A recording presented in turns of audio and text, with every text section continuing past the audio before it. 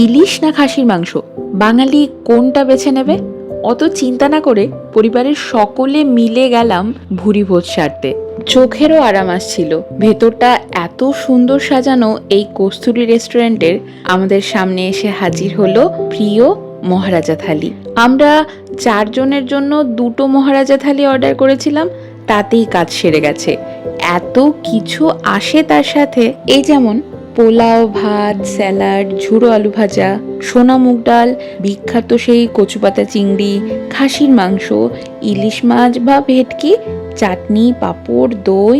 আমরা যেমন ইলিশ আর ভেটকি মাছই বেছে নিয়েছিলাম, চাইলে কেউ এর জায়গায় কাতলা বা চিংড়ি মাছও যোগ করতে পারে। কস্তুরীর মেনুতে থাকে এপার ওপার 2 বাংলার রান্নার সম্ভার। যতবারই আসি বড্ড তৃপ্তি করে খাই। সারা বাংলা জুড়ে মোট 13টি আউটলেট রয়েছে, যে কোনো এক জায়গায় ঢু মারলেই হলো।